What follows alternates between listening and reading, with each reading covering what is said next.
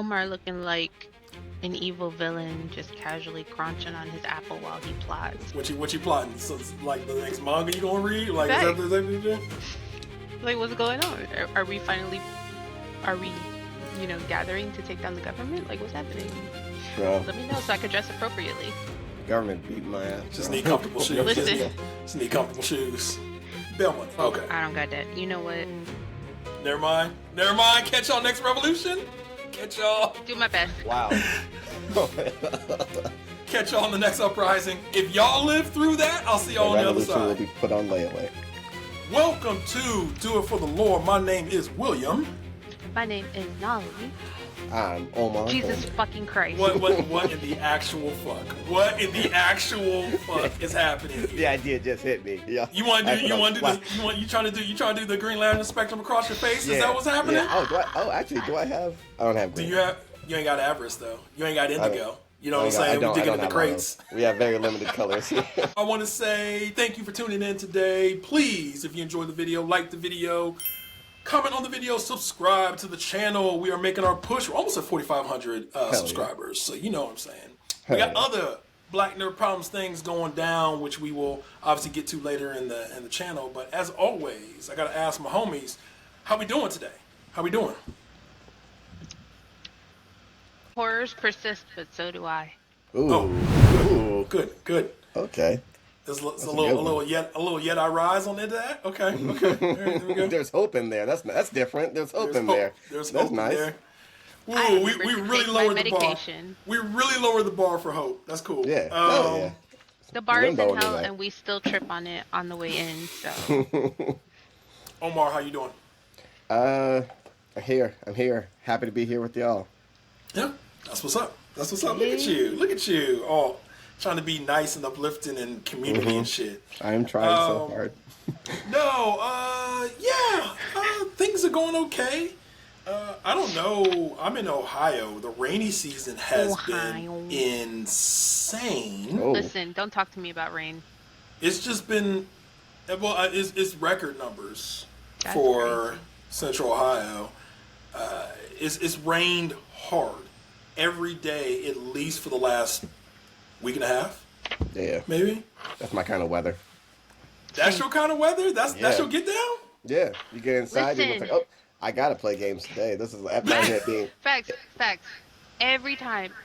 Well, the other night it was thundering so hard that the house was shaking, and I said, "Oh, you hear that?" And my husband's like, "The thunder," and I'm like, "No, my bed calling."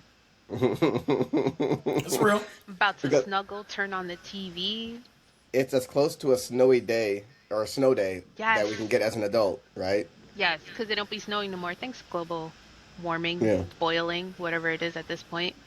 Will is disgusted in the face. Will is like, This rain is. shit is not sexy. What know are y'all why? talking about? well, you're getting a Will- lot of Will it. be We don't get a lot of it outside. here. We'll be outside, and True. I don't be outside. Listen, I live Yeah, in Florida. that's true. It is 107 on a normal fucking day. It's 107 on Christmas Eve, okay? I'm not trying to be outside. So the minute it rains, I'm definitely not trying to be outside because Yeah. that humidity will have you in a chokehold. Both hands around the neck. It's not cute. I'm not about it. Will's got I'm trying to be active inside. Will's got active adult bias. That's why. Yeah, that's gross. I'm trying to enjoy my rent and my utilities that I pay for, so I'll be inside. It's just anti sloth niggas. Whatever. When you leave New York, it's different. It's Yeah. different. I'm trying to be inside. New York, Well- I was always outside. That's fair. Nah, for us, like it's really nice right now, but I don't know if the rain's coming. We'll see. But I am happy to be here talking with y'all. We're doing our joint this week. I feel like sometimes we go and we search for news a little bit, like, oh, we're going to talk about what's the hot topic, and like this week, like I was just trying to narrow shit down. I was like, there's so much to talk about, right? Yeah. Probably the biggest current events issue right now. Have y'all seen this GT6 leaks situation going down? Where do I beef when the leaks be happening? Is it on like? Normally, I catch Well- all the leaks, but I missed those. Let me just tee it up. Yeah. So this has been going down. So we're recording this on a Friday. So maybe more has happened, maybe not since then. For about, I don't know, 3 or 4 straight days, leaks have been provided, like showing like gameplay footage. I think one of them had like a cutscene, part of a cutscene in it, that are being leaked. And so of course, Rockstar Take Two, they are just like playing whack-a-mole, trying to just knock all these down with NDAs, of course, all this other stuff. But like the leaks are still happening. And at first there was speculation that it was like, okay, this is like from an older build of the game or something like that. But now, or one of the more recent leaks, someone, the person that was like playing it was like shooting a wall or something. I guess like, you know, like it leaves like bullet holes on the wall kind of a thing, like environment, and like spelled out the word leaks or whatever. So like to imply that this was more real time stuff. There's a lot of takes on this. Nolly, I'm gonna go to you first. What do you make of this? Like, is it a big deal? Little? I mean, it is a deal in some fashion, depending on how long it goes on. But like, what's your take on this? I feel like we're so close to release that it's not really like a big deal. It was bound to happen. I don't know what groundbreaking shit they expected. It's GTA. Fair. I guess for me, well, Omar, let me ask you first. Like, you're just kind of hearing about this, or maybe you just kind of I mean, what's your thoughts on it? I'm always one like I'm like y'all didn't leak this. Like how who's the snitch? Who's the mole? That's always my thing. But also I'm like, but isn't it? Doesn't it? Can it also? I mean, if it looks good, it looks good. Can that's build more? Isn't that kind of free publicity for you, or whatever? But also, I guess we want to keep this. Everything else been so under wraps. But I'm. Did it look? It looked good though. I'm like, is it? Look, I'm not trying to be funny. I ain't seen it. Okay. I ain't seen it. I just know it exists. I got a couple takes on this. I think one, even though it's GTA and that's not always the big thing, although it is a big part of GTA. I don't want to be spoiled by the story of GTA. Like, right. You know what I'm saying? Y'all Like, paying attention to the story? Yes, absolutely. Yeah, I'm a heavily. writer. Yeah, I'm a writer. I do dig a narrative. So I don't want to be spoiled on the story or story revelations or a character that pops up kind of a thing. Like, I like discovering that stuff. That's one. Even though it's not a narrative-driven game per se, story is a big part of GTA. That's one. And look, I have no quote-unquote sympathy for Take-Two or these publishers. Like, they gonna get their money, and I think there is a part of this where the leaker is trying to act like this is like some altruistic, like, down with the government kind of, down with the man type of shit. But they're also posting like their crypto links and shit on the link. So like, and I think one of them they try to make a paid poll for like what do you want to see next kind of thing. So like this ain't trying to bring down Wall Street, okay? Like that's not what that is. But from the company side of this, I know why they're stressing out. Netflix paid them all this money for this exclusive look at this thing. Smart. They have not provided trailers. Not really, right? Like very sparse. I get why they're freaking out. I get why they're freaking out. Am I overly sympathetic to that? No. But I also don't think like the price is the price. Right? Like you can try to do something, take two, and you're mad about the pricing, you're mad about the business model and all that. Ain't nobody turning in their pre-order because of this. Ain't nobody, if $80 was too much for you, then it was too much for you. For a lot of gamers, it probably not yet. Although I'm gonna ask, do y'all remember what do you think, or what leak of a game do you remember happening in the past that was like a big deal? That's hard. I'm like the game leaks feel new to me. I have one big one, but the big one that I can remember was Last of Us 2, where it was leaked that Joel died before the game dropped. Why? You know what I'm saying? And like that did suck.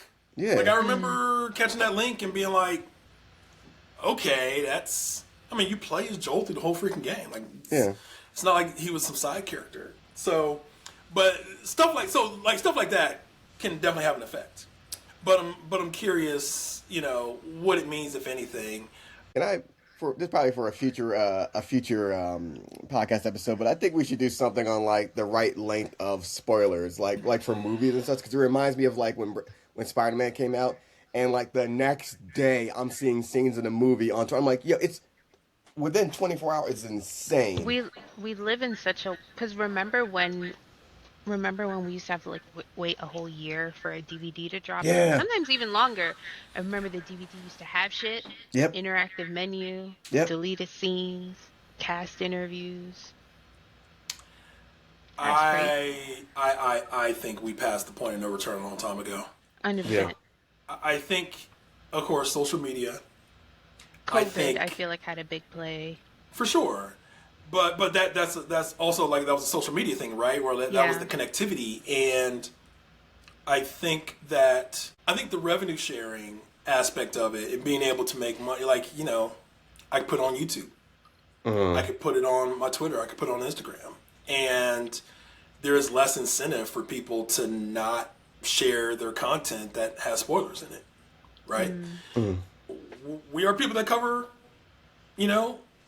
pop culture. There's plenty of times where we write something up and I'm like, oh, okay, well, maybe I won't put spoilers in it because it's coming right after. But like, we have to have that conversation with ourselves. Like, my prime example is I wrote a review of Batman Cape Crusader in the second season. I didn't do any spoilers, and I think I wrote that maybe it was like a week after it dropped, maybe a week, a little more. But then I did a video 4 or 5 days later. Right, so like, what's the line? Like, I waited a week, but like, is a week and a half good? Like, I don't know. I think a week. I think a week like and a half is good. More than good. 2 weeks. Hey man, it's been 2 weeks. I'm there on the line. Like, yeah, 2 weeks is like I've done my due diligence. I served my community there. I kept my mouth shut. Like, I didn't snitch on nothing. And I give you a spoiler warning too. At least give me the spoiler warning, man. Don't just jump right into People they just raw dogging the internet with spoilers, not a warning, nothing, no consent. I have a rule that now if I'm looking forward to a movie or a show, especially a movie, because now that they do, before it used to be midnight release, now it's 10 a.m. the day before. So I know if I'm not seeing it till the day it comes out, I cannot be on any of my socials because I know there will be that one person that'll fuck it up. That's smart. I'm going to take the pretty cynical route on this and say, if it forces me to be on socials, I probably need to be on socials less any damn way. I'm not applying that to everybody. That's for me. But like here, like, and we're going to talk about more later. So like, your week rule is for movies? Is it for TV shows that get released all at once? Because what about a TV show that gets released episodically, right? We're going to talk about the Lanterns. It's been almost a week since Lanterns came out. Are we allowed to talk spoilers? I think so. Yeah, because that's what I'm saying. That's what I'm saying. By the time this goes up, the next episode will be out. Yeah. So we'll be all right. Oh, y'all underestimating how quickly I work through these edits now, but that's cool. That's cool. Latest drops on Sunday. It's Friday. We've done our due diligence, and it's better that it's episodic too. We've done our due diligence, and again, it's a huge thing. So your week meant a work week, not a calendar week. Yeah. This is my point. This is my point. Okay, like that's what I'm saying. I think it's all dead now. I think as long as you give people a heads up, like, hey, because I think there are a lot of podcast shows that do instant reaction. Yeah. To stuff, right? Like, Lanterns aired at 9 p.m. Eastern on Sunday, and people probably had their podcasts up by like 11 o'clock, midnight. Which now, is crazy. But I think my point in saying that is, you gotta let people know the spoilers. Yeah. I think it does kind of suck going to social media, you trying to see, I'm talking for myself. Oh man, I wonder what the Dodgers did last night, and then there's like a big Spider-Man, spoiler. I think that does suck, right? Yeah. But anyway, getting back to the original point, gaming I think is unique because GTA, the story of the GTA is probably gonna be 20 hours. Yep. Right? I don't want to be spoiled on that. Yep. You know, so I think there are a shifting kind of equilibrium when you're talking about spoilers and the content. I just think you just gotta let people know. I ultimately don't think the leaks are a good thing. Like it's not like they hold in Take Two hostage and Take Two's about to drop the price of stuff and they're gonna relinquish this deal. And like none of that's happening, dog. And I don't want to be like, don't rebel against anything. Yeah. But I don't think this is getting it. I don't think this is getting it. So that was just that was a current events thing, and that still might be going on right now. Are y'all going to tune in for the Netflix thing? I think I'll see it when I see it. It'll get ripped and right onto Twitter or something like. It's going on YouTube a few hours after anyway. Yeah. Yeah.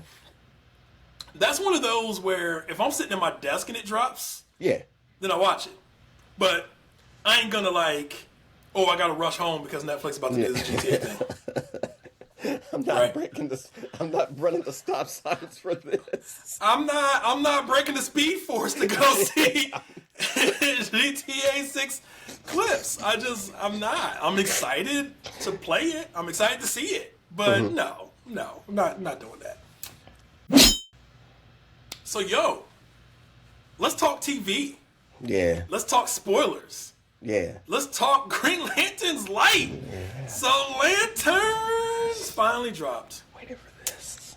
I'm showing my tattoo for those that don't see it. Everybody listening on Spotify. Yeah. I mean, I'm glad you, for those that can see it, I'm glad you specified tattoo because you look like you was just kind of doing the flex thing. I was like, sure. We got to get these subscriptions one way or another way. Listen, times is hard.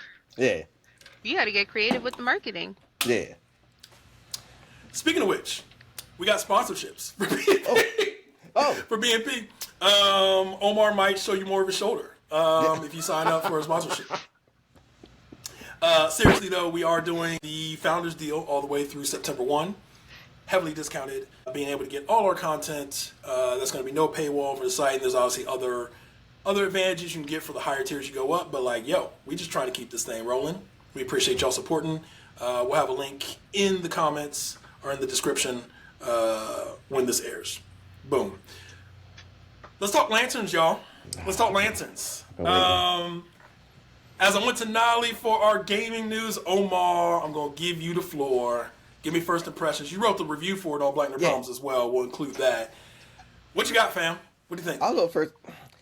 I think first things first, you always have to remember, hey, this is an adaptation, so it's not going to follow the book. It's not going to take elements from the book. You got to be okay with that. You got to be all right with that. I wasn't all right with that, but I mean, it looked, we said, you pointed this out. We said we were getting True Detective. We are getting a nice, detective thing. It's not, we thought it'd be a buddy cop film. This ain't, they are not buddy. They are antagonizing. It is tense.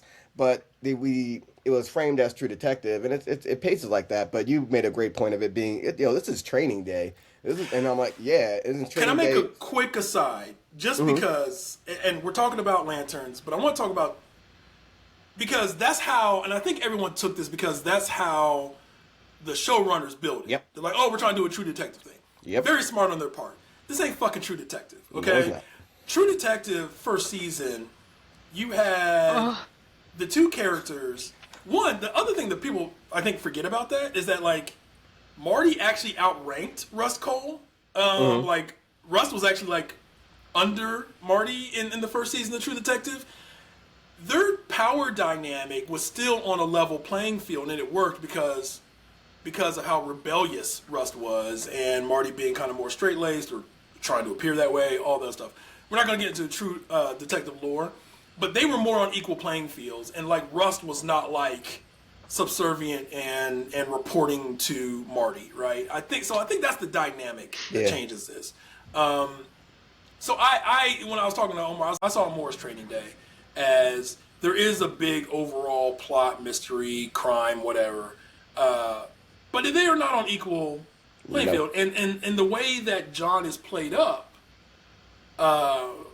really does establish that. But anyway, back to you, Omar. Give me more impressions here.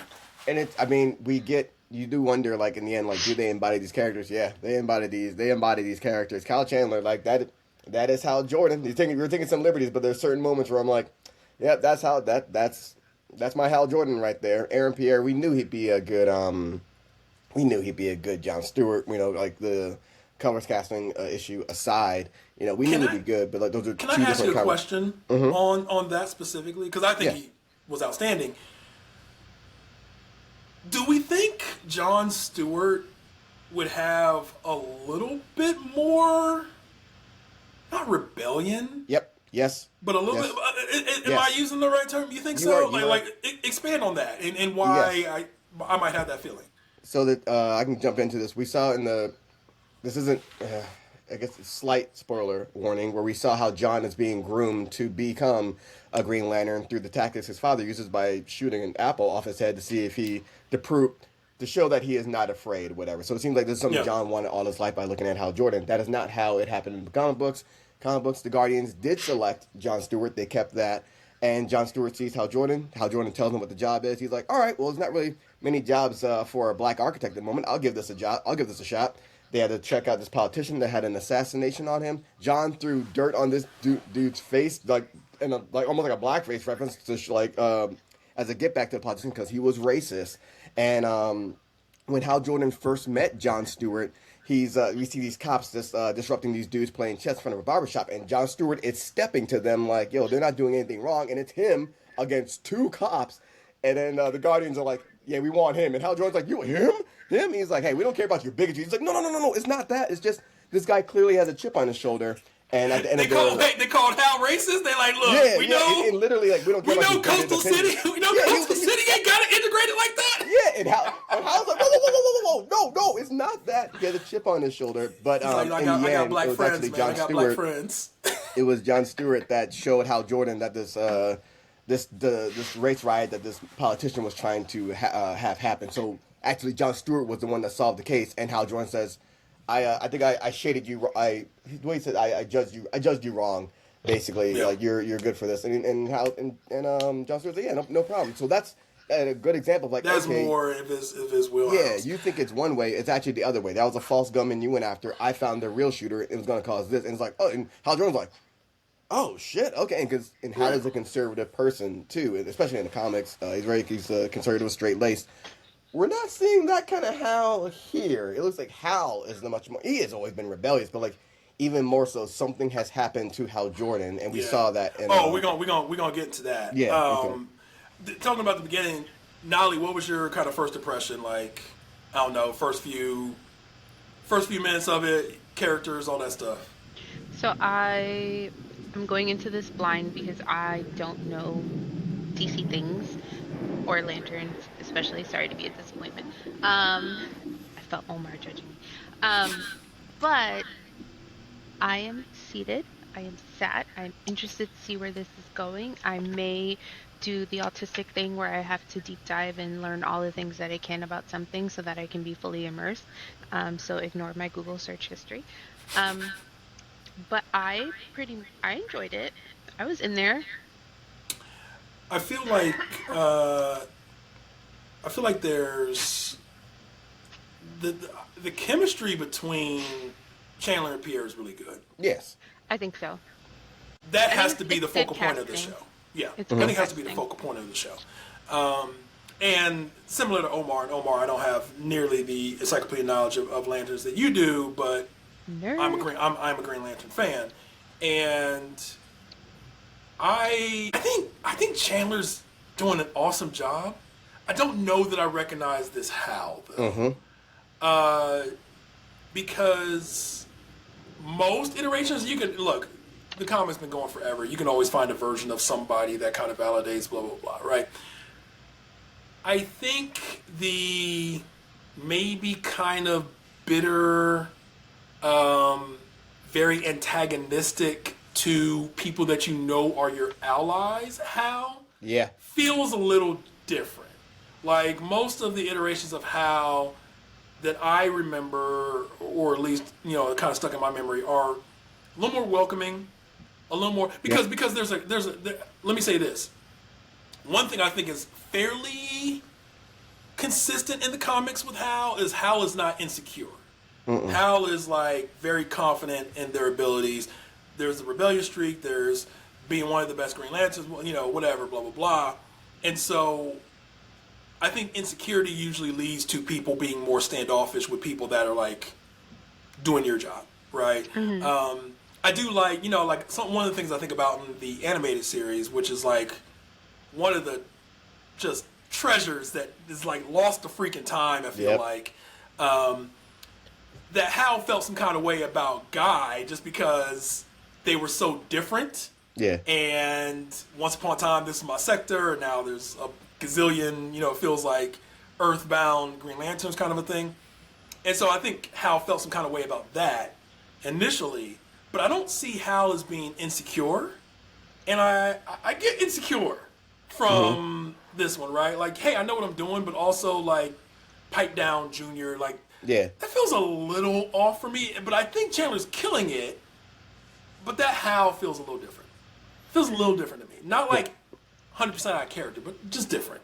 I think because they're going the age route of like like you know your time is almost up, and he'd be like, it's not a bad thing. And switch to the comic, it's not you need a like it's not even a replacement. It's a backup lantern, and then they later change it to like it becomes. So I wonder in the end if they'll change it to like you know what, it's partners now. We're gonna do 2 a lantern instead of 1 a sector. Yeah. But like even then like for them it made sense. Yeah, if something happens to me, we need someone else. So it was never an issue training for this. They're trying to like it's like the cop thing, right? Like let's Lethal Weapon style almost like. Right.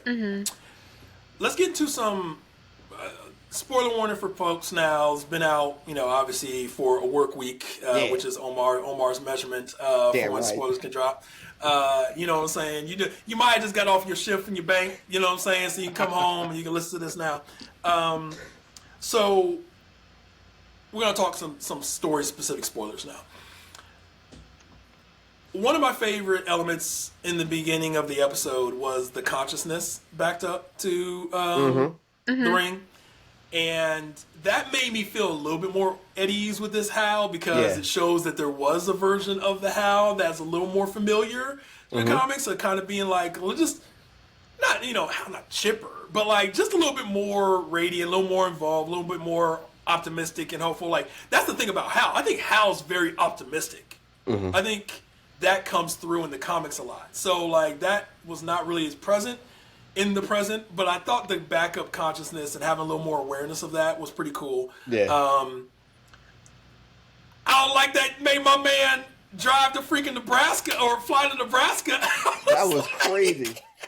And made him pay the check too before he left. I paid the check and he's gone. I was like, what? Where are we? Okay.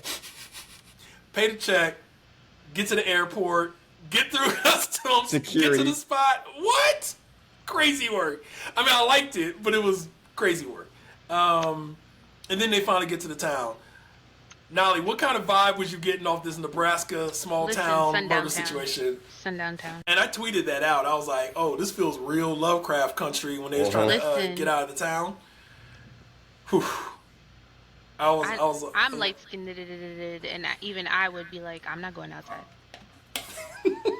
I'm not. They would look at my nostrils and no. They would know.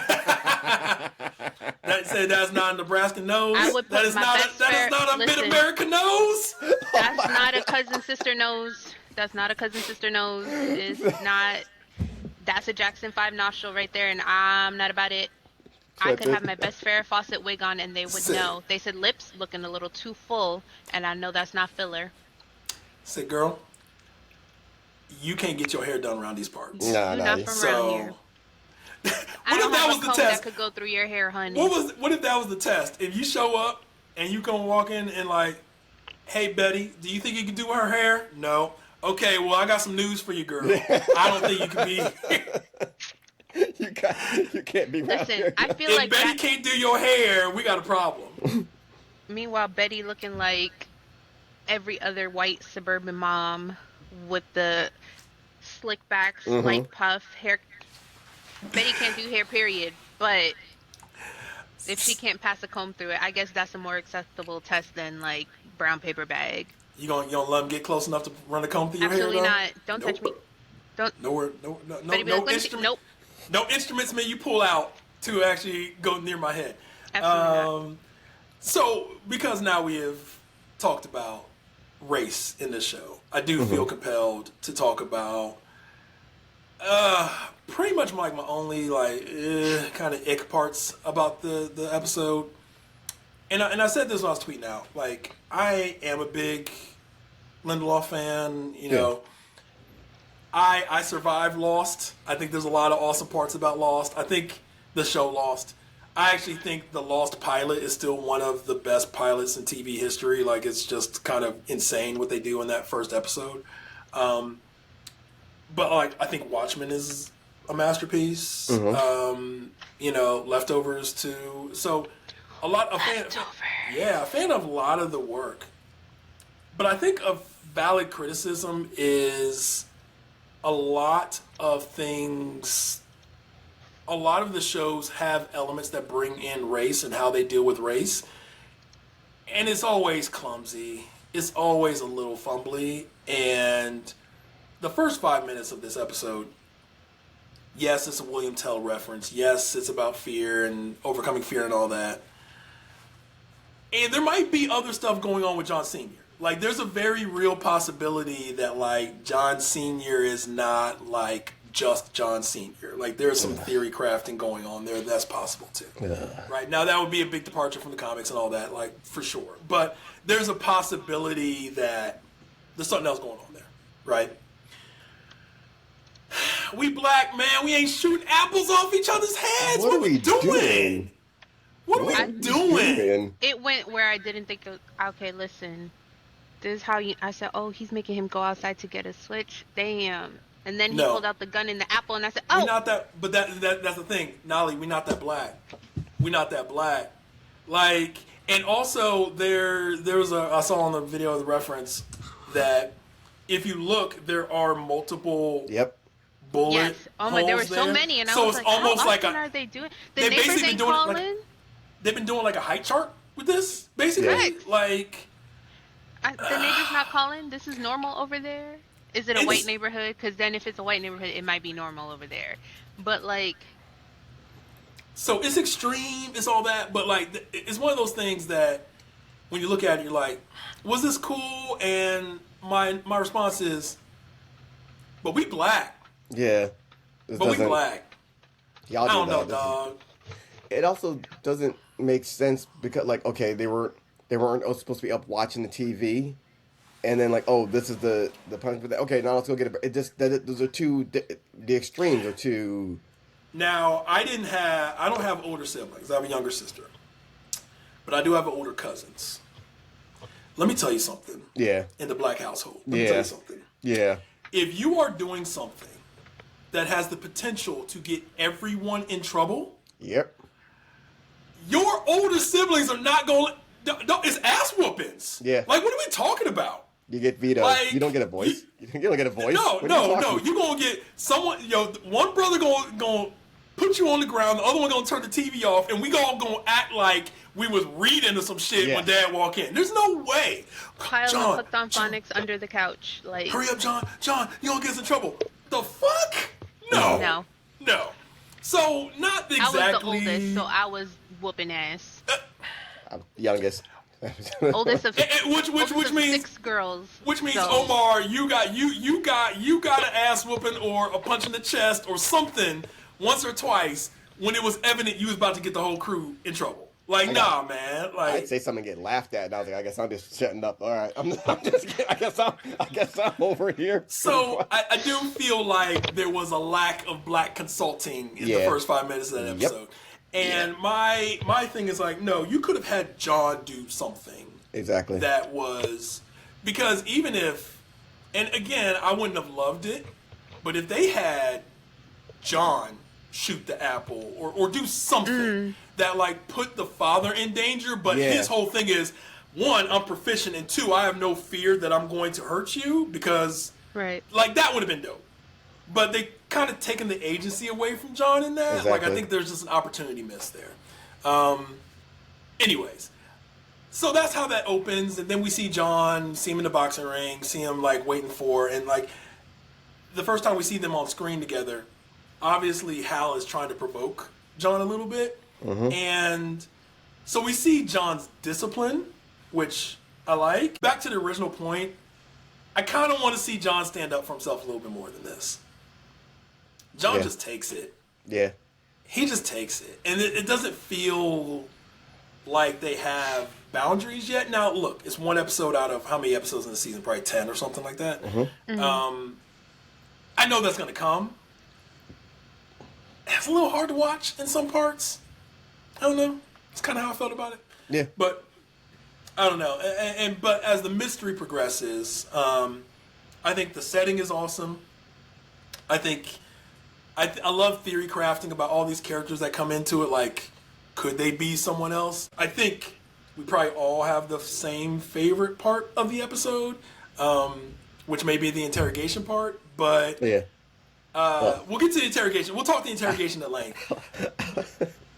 Any other parts? If you got another part, please. Yeah, because John slept with the woman that he met at the bar after Hal got himself arrested, and when Hal was like, "All right, you're gonna want to jump in. It doesn't look like they're kicking my ass. You want to jump in? No, I'm cool." And Hal's like, what did you expect? Of course I'm not gonna jump in." Then we see John sleep with this woman, and then they go to this dude's place, find out that that's his wife, and John, the guy's like, "Oh, hope that tofu I made for you, hope it was good." He's like, "Oh yeah, it was delicious." Like, yeah, nothing better than eating off another man's grill. And he's like, "All right, see y'all later." And it just, I think there's moments where you see like the character, right? This moment was Hal Jordan, where he's like, "What was that all about? That was weird." He's like, I think I might have slept with his wife. Might have? And he's like, "I definitely did." He's like, "We've only been here 24 hours. I'm impressed of all I'm the impressed, things John has done. yes. He chased down an alien, knocked him out one shot, assess the scene. Nah, this is what impressed Hal Jordan. Yeah, that's Hal Jordan. All That's right. Hal. That is Hal. Yes, that felt earned. That felt earned quite a bit. Now, anything, because we're going to talk about the interrogation scene. Anything besides that you kind of like that we haven't hit on yet? No, I was all about the car fucking.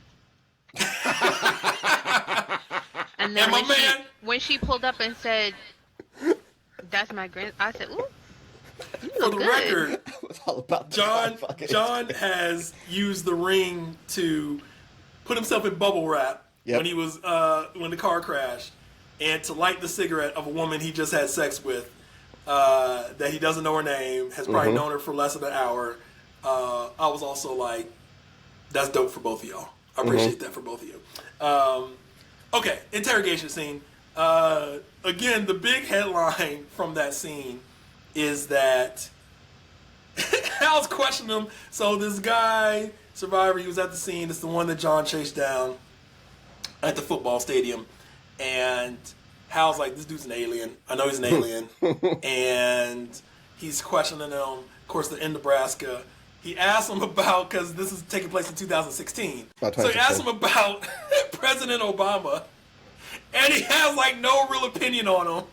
And that was the clincher. That was amazing. He was like, that's the breadth of your opinion as a Nebraskan on Barack Hussein Obama. And he's like, "I know he's the 46th president and 43rd president. I know that there was some controversy about his birth certificate." And Hal's like, "Holy shit, you are an alien." And then the sheriff's like, oh, he's right. That was genius. That was so genius. Hal's been talking this whole time. This dude's an alien. I know it. I know it in my soul. I know it in my gut. That was so earned. Like, that was masterfully done. And then the back and forth was great. Like, once the cat's out of the bag, the back and forth from the alien about what he could do and about what's going on in in their world, I thought that was deservedly so talked about a lot as one of the best scenes. And of course, he does detonate himself. Hal saves everybody. And from that point, it's like, okay, now we're off to the races. Like, now we know that there's an alien invasion situation going on. And of course, Nolly, I'm going to give you first on this. What do you think about that last scene?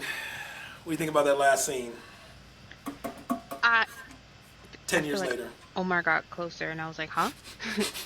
I don't really know how I was supposed to take it. Because I'm new here. I just got here. I don't know what all going on, what all supposed to go on, what backstory we're basing things on, and I was like, "What happens now?" Right. I think it's a hell of a cliffhanger. True. And Omar, you can go and provide some of the Which makes me context glad on that this is this. episodic and not like an all at once Yeah. thing. Yeah, for sure, for sure. We see John roll up 10 years after the fact. So we talked about this interrogation scene was in 2016. Now we're in 2026. John has a beard now, and he's rolling back to Nebraska. He's on better terms with the sheriff. He's got the Justice League cartoon beard, Yeah, fam. Yes. He rolls up. He doesn't have his ring on, and he's back where he met Hal in the bleachers with the sheriff. And now she's like, "How long has he been here for?" And we don't know who he's talking about. Like, in the amount of time, goes up to the bleachers, sees Hal there, kind of frozen over with like snow all on him, and he's got a bullet in his head. And then John looks at him. He's all right. Then he checks his hand. There's no ring on the hand either. So it's like, okay, Hal Jordan is seemingly dead, but also where's his ring now? Because the ring should have gone automatically to John as well. But I mean, the fact that he says there's no ring, he calls that out, and I would assume that means John does not have a ring. Yeah, he didn't have one. Although, like, look, it's a Lindelof show. Like, there's going to be something that is working against, what you might imagine. So that's coming. But I think there's people that are mad that Hal is quote unquote dead. Is he? Hal done died so many times in the comics, fam. Like, and again, that's a different medium. Like, people come back from the dead all the time. This does not. The show does not purport to be a situation where people come back from the dead, unless we're gonna get a Black Lanterns situation. I don't know. They say that's what they're gearing towards. That might be. But anyway, I thought it was a hell of a cliffhanger. And of course, the weeks ahead, we know Guy Gardner exists in this universe.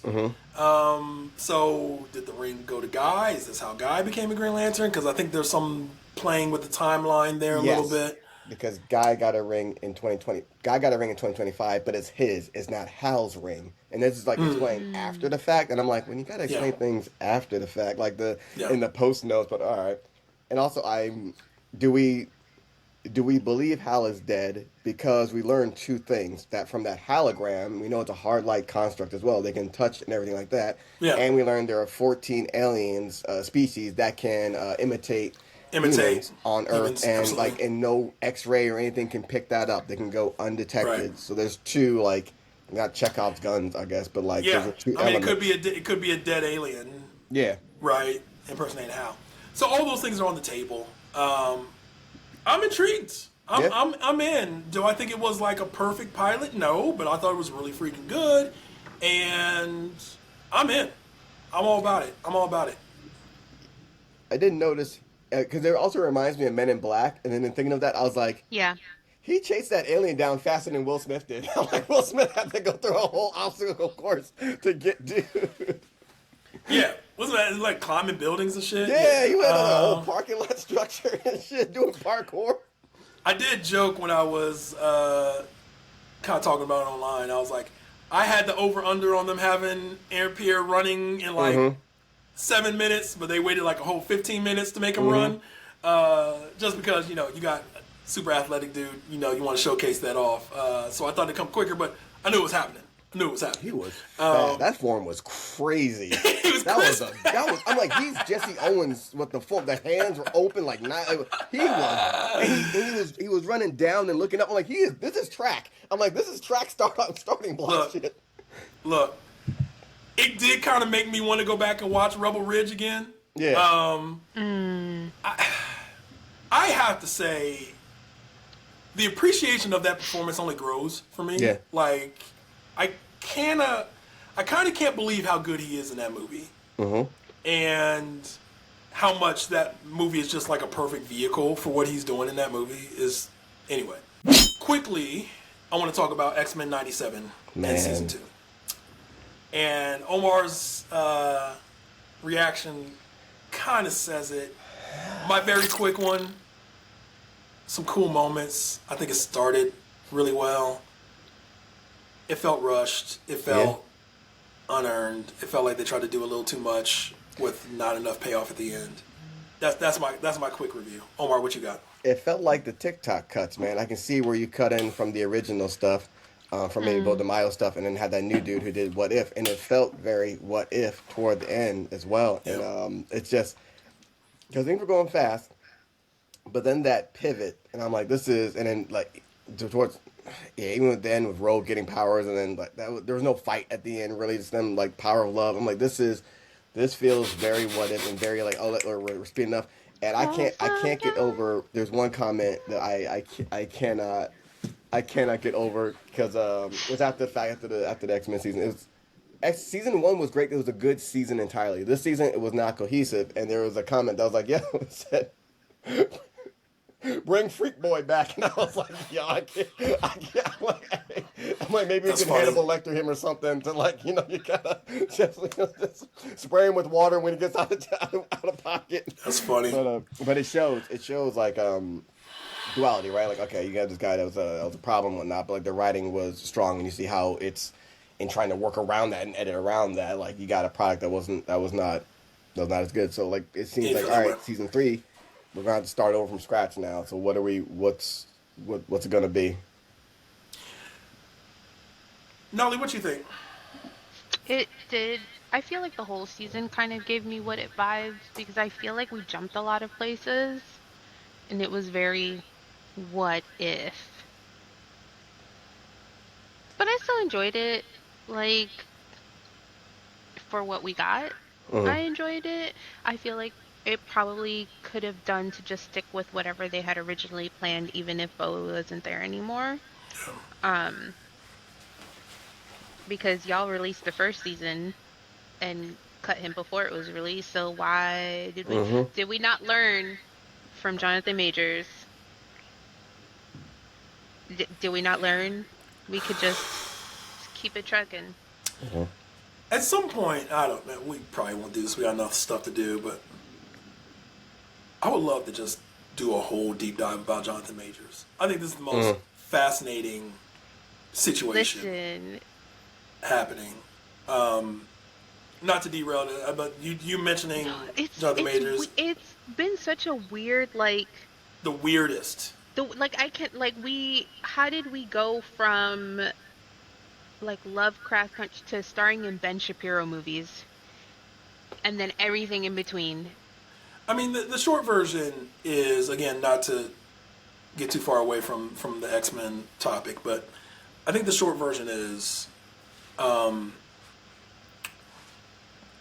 became a pariah because of the allegations. Yep. And I think his reaction and strategy to that pissed off a lot of Hollywood people. And I want to make that distinction between the general public and folks that greenlight movies. I think the people that invested in him felt embarrassed and but also felt vengeful. You'll never work in this town again type of shit. And I think there probably was a path for him to come back, but he would have had to swallow a lot of his pride. And he didn't want to do that. And, look, my goal, obviously in talking about X-Men, was not to start defending Jonathan Majors. And I don't have a defense for him, because I think regardless of what was adjudicated in court, rumors about Majors have been happening for years and years and years before that. So I'm not trying to give pass to that at all. But I do think if you are a black actor and it feels like, now again, his reaction doesn't make sense in what I'm about to say. It feels like powerful white folks are trying to keep you down, then I don't necessarily want to go kiss the ring.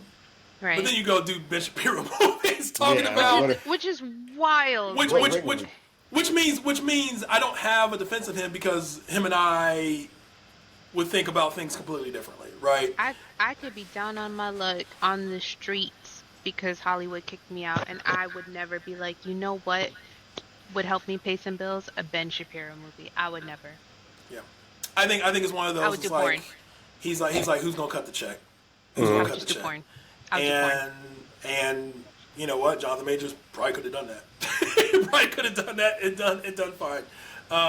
But all seriousness, I still go back and watch um, Low Key season one about Yes.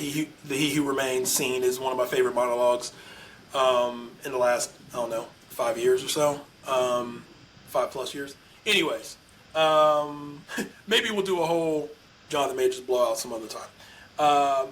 My quick thing on X-Men '97 in season two is that I I wasn't sure what storyline I was supposed to care about. Yeah. They threw so many things at the So wall, much. and I also think, if you're confident in what you're making and you know, like, you're getting a season three, I don't know what any of those stipulations mean, or if they felt that way, or what's on the board. I think they did such great stuff with Apocalypse at the beginning of the season. Yep.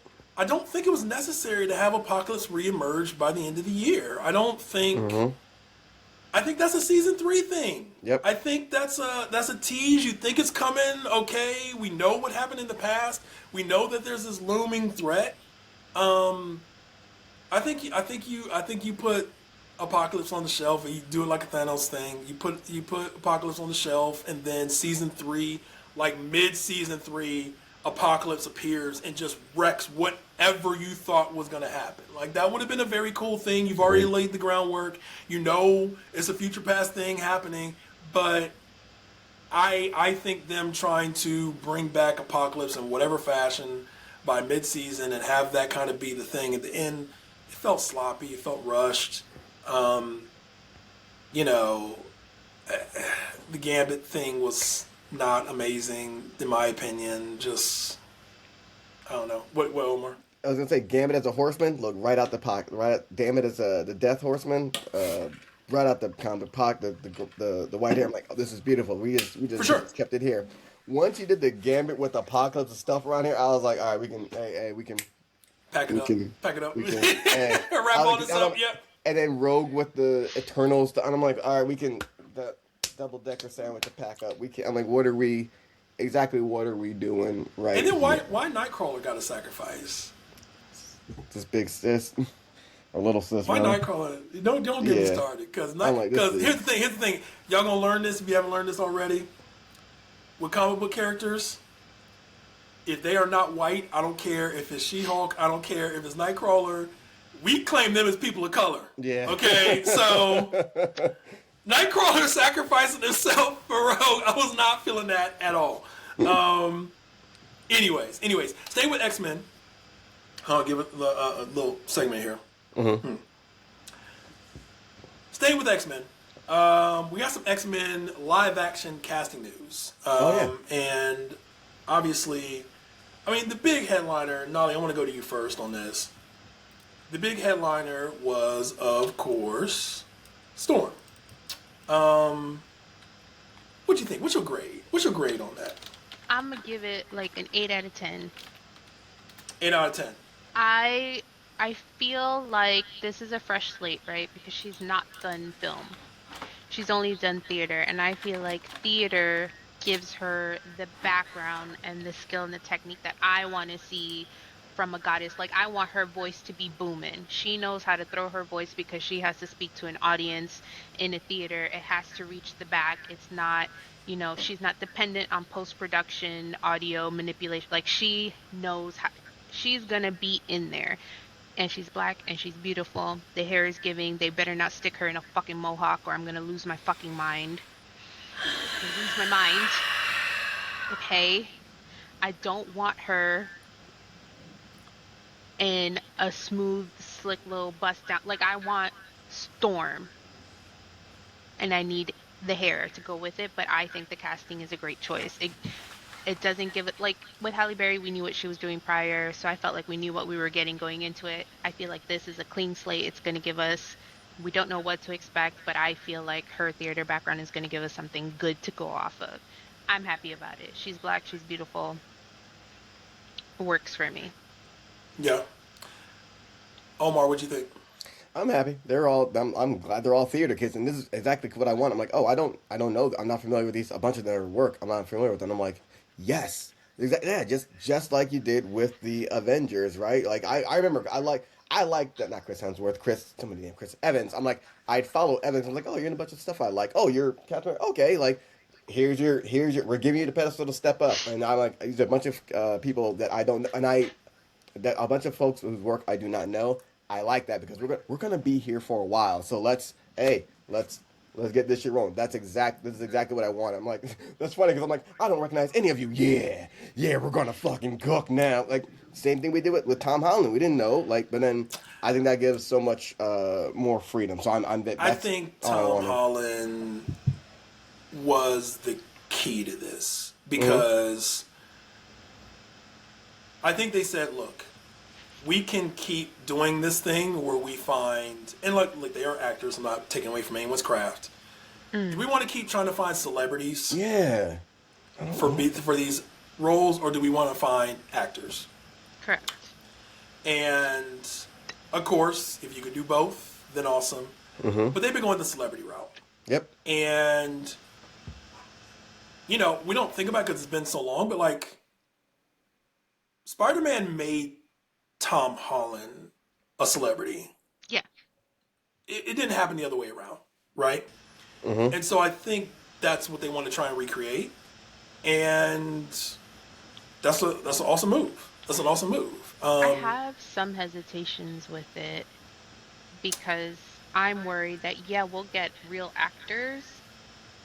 Not to take away from anyone who's appeared in the MCU prior, but I mean, like, we'll get like actors whose whole thing is about actors and not collecting checks and things like that. Great.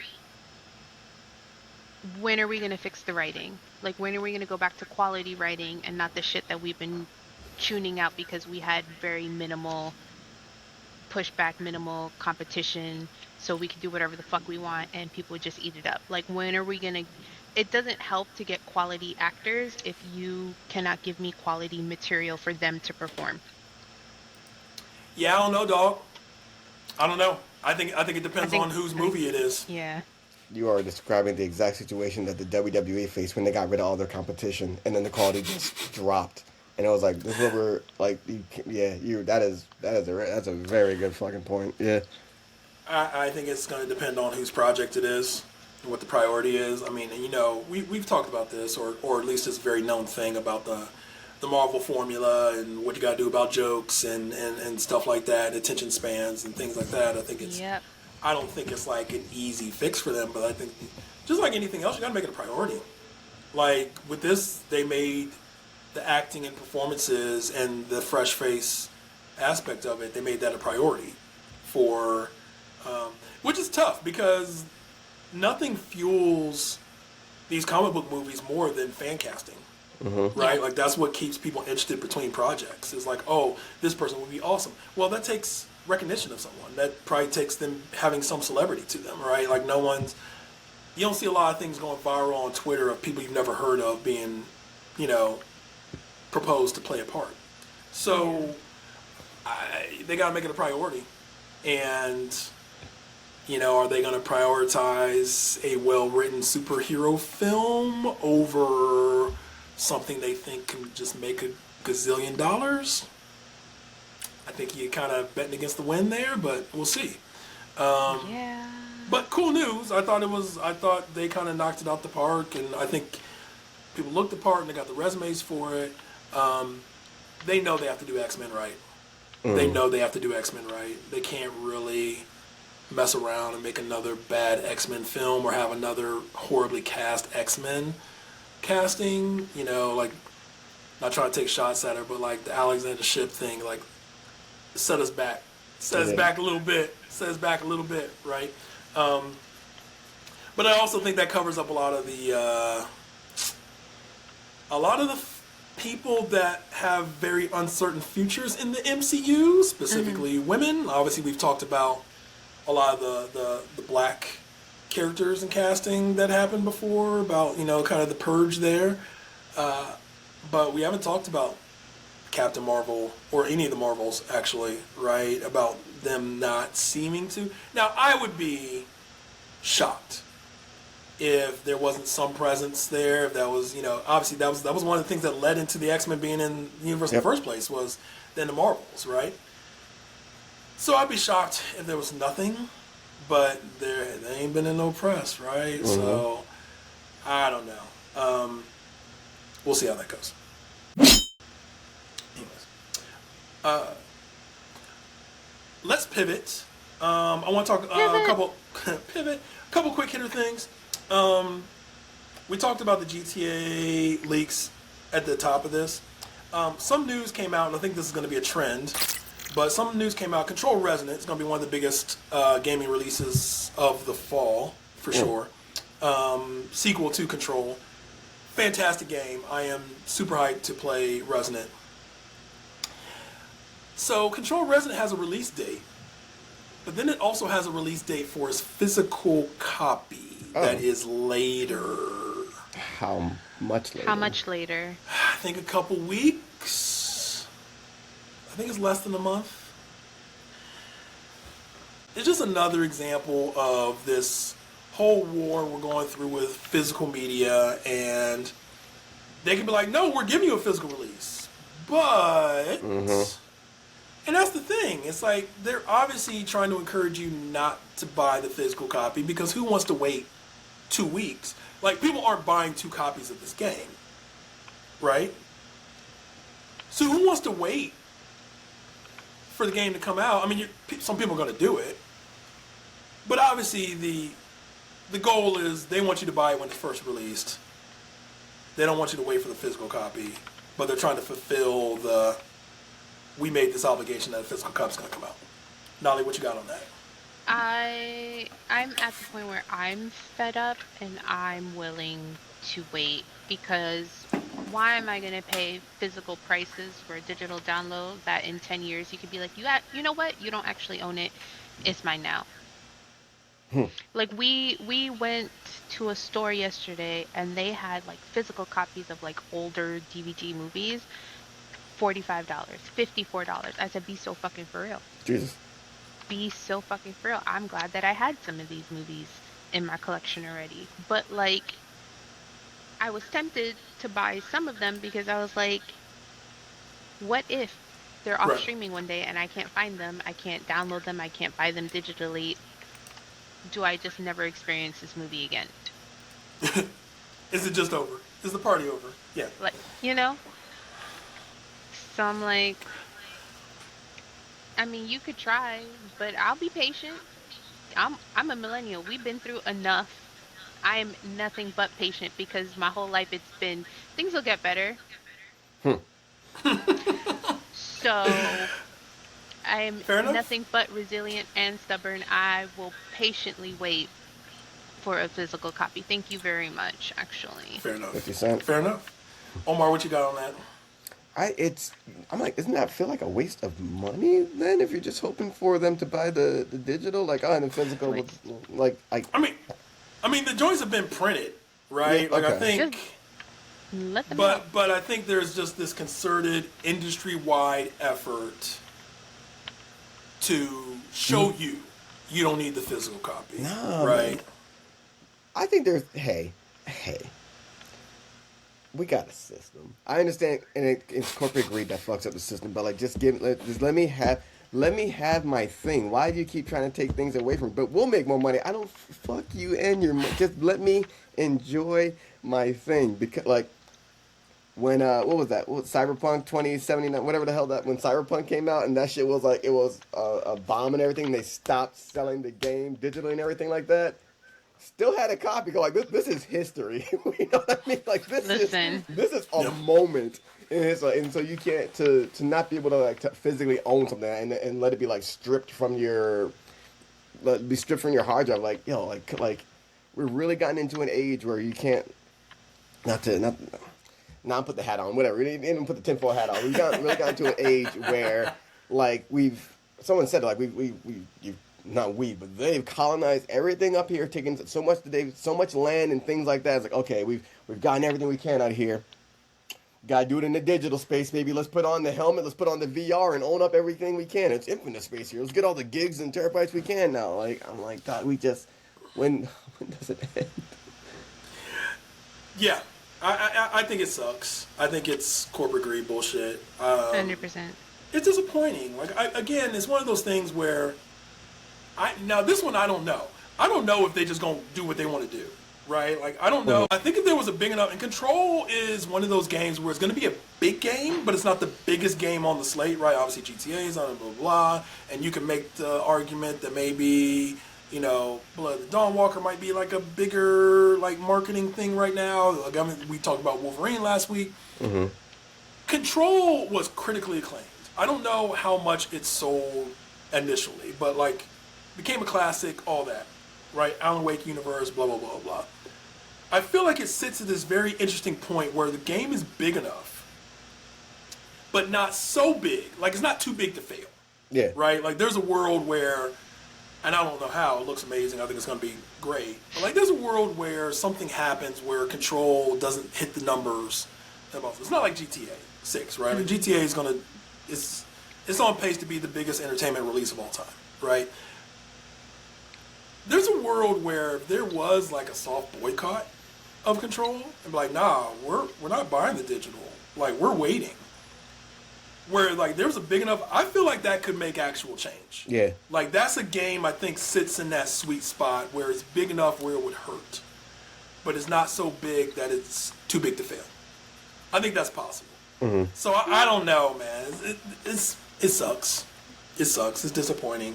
And these are games that I'm a gamer, like, and also these are quality games. Like I want to reward the effort and the development and the enjoyment of that. It's getting harder though, dog. It's getting harder to just like blindly support a lot of this shit. It really is. Yep. All right. Last story of the day. I had to bring this up, and I'm going. Oh yeah.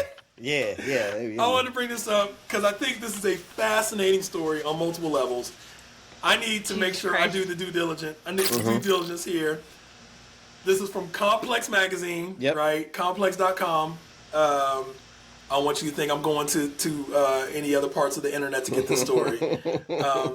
And also, like, this is also one of those, like, look, ain't nobody trying to out y'all for your knowledge of adult performers and all this other stuff. Again, I think it's a hell of a story. So from Complex.com, I'm gonna read the headline. I'm gonna read the whole first part of this article. Kira Noir says black male adult performers blocked a Black Panther porn parody. Say that 5 times fast. No, I'm not even saying that sentence again. A hypothetical Black Panther adult film parody was shut down by performers before it could get off the ground, but at least one actress was a tiny bit disappointed. On August 13th episode of the podcast Two Goons, adult film performer Kira Noir said that around the time of the Black Panther's release, black male performers in the industry signed an open letter pledging they would never participate in a parody of the film. As Noir recalled, around the 4-minute mark of the interview below, the men sought to protect the sanctity of the Ryan Coogler directed film. They just didn't want to disrespect it. They didn't want to make fun of Black Panther by doing a parody, she continued. While Noir said that she understands the reasoning behind the letter, she copped to a bit of frustration. She explained that it's been difficult for her to find roles in other parodies because I'm black and I have hair like this, as she gestured to her long braids. And I was like, this is Noir saying, and I was like, I totally feel you, but also, fuck, she continued, referring to the Black Panther parody. I would have been able to do that. I feel like she's able to do a lot of things. Thoughts. Nolly, jump in. Of all the hills to want to die on. Yeah. We will not do a Black Panther parody because we respect it too much, but race play is okay. We'll do racially motivated porn, that's okay. We won't worry about hygiene, we'll do ass to mouth, but Black Panther is where I draw the line.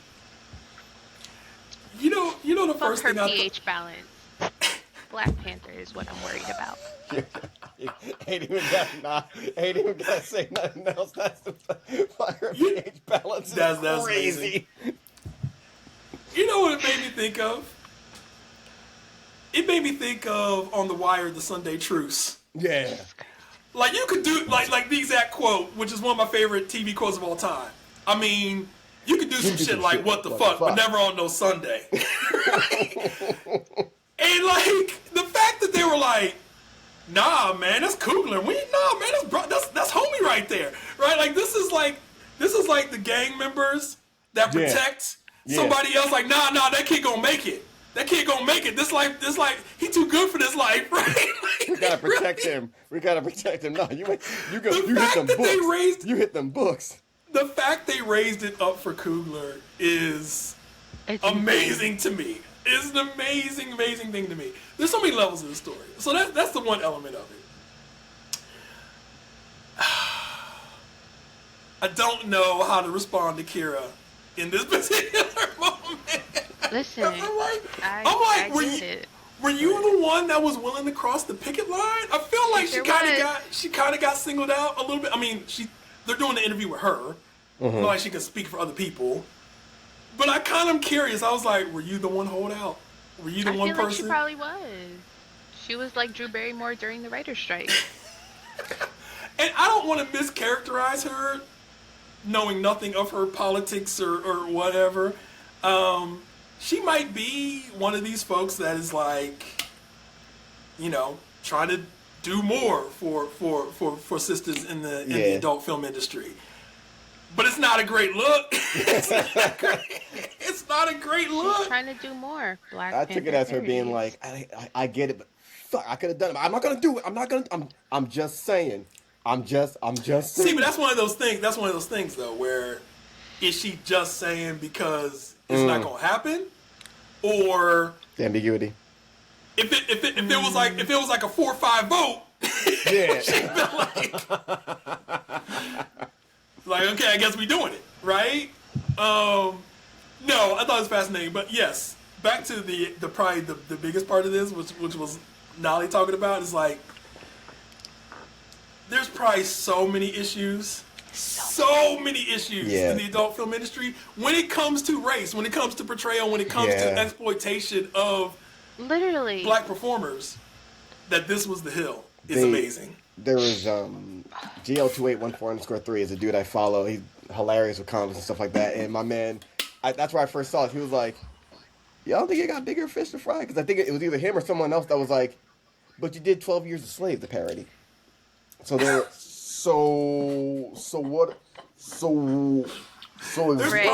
There's probably an Amistad parody. Yeah, There's probably, like, you know what I'm saying? Will this? There 1000% has to be a Django Unchained parody. Oh yeah, there, right? Yeah. Oh God, Omar, I hadn't even thought about. Yeah. I hadn't even thought about that. Yeah, we're here. Again, look, to me, like, they're gonna do what they're gonna do. Like, the adult film industry is a booming industry, and people should be allowed to indulge most of their kinks that ain't harming other folks. Like, whatever y'all need to do, y'all need to do. I just thought this story was fascinating. Yes. That they were just kind of like, no, like, this is where we hold the line. We're drawing a line here, but not amazing work. But okay. Amazing work. If her worry is about being casted as a black woman in things, why can we not talk about the lack of opportunities for black women in porn? And she might talk about that. Like, I don't know, right? Like, I don't know who the advocates are inside the adult film industry. Just not something in my intellectual wheelhouse, so to speak. But she might be one of those folks. But yeah, it's a weird situation, fam. And there's part of me that's like, dope that they held the line. Okay. There's part of me that's kind of like, that's kind of cool. They're like, because here's the thing. How I imagine, might be 1000% wrong. it ain't black directors that are like, let's do a Black Panther. Exactly. Parody, right? It never is. Exactly. So if we're going back to kind of like the Jonathan Majors kind of conversation a little bit, if white folks are the ones that are kind of holding the keys on this, yeah, then I'm kind of like, all right, good for y'all, I think, maybe. But then, Omar, you bringing up the slave parodies, I'm like, okay, well, maybe never mind. Never mind. Maybe never mind. So y'all were fine with But no, that's hilarious. But yes, if you want to check out the whole interview, I believe it was called Two Goons. If you want to check out the whole interview for that. I was like, that's good marketing. That's great marketing. That's great marketing, man. Yo, the goon coverage industry is blowing up. Yeah. It really is. What was it really is. Deontay Yaps. Yeah, I was like, that dude is brilliant because he translated it as if like, all right, we're gonna talk about porn as if it's sports, as if it's basketball, as if it's like athletes and whatnot, and then does it in such a respectable way. And even when he's talking about the stars, he'll put himself over, so it's not like he'll cover them or their cleavage, so it's not like sexualized. I'm like this dude, you're a genius. I'm like that is brilliant. That is brilliant. Positivity. I don't even mean to say this cynically. It's gonna sound this way, but you can make content for anything. Yeah. If you are knowledgeable and passionate. Fuck yeah. Hell yeah, we're including here. Covering adult stars. That's amazing work. It's amazing work. Those dudes that be going like from A to Z in like under a minute. I'm like, yeah, this is yo. All right, dog. Now at some point, at some point, you gotta touch grass, dog. At some point, you gotta get out the house. You gotta be able to mingle with society. At some point, like I'm trying to keep my judgment under. But if you could go A to Z, what 26 letters in the alphabet, and you going that quick? God damn, brother, I need you to clear the search history, like Jesus. That's a lot. That is knowledgeable. You know what I'm saying? You might as well get college credit at that point. Shit. I'm just saying. I don't know where the line's at though. I don't know where the line's at. Like I don't know. Like are you cool at like 8 or is like 12 too much? Right? And you can do that in under a minute. I don't know the answer to that. Anyways. Woo! Thank y'all for tuning in to Black Nerd Problems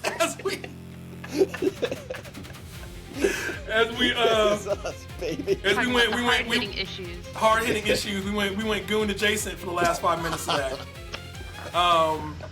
But appreciate y'all tuning in. Obviously. Please, if you enjoy what we're doing, like the video, comment on the video, subscribe to the channel. We appreciate the support. My name is William. Nelly. Omar. And we'll see y'all next time. Thank you for checking out the Black Nerd Problems channel. Please like the video, comment on the video, subscribe to the channel, and check out our other videos.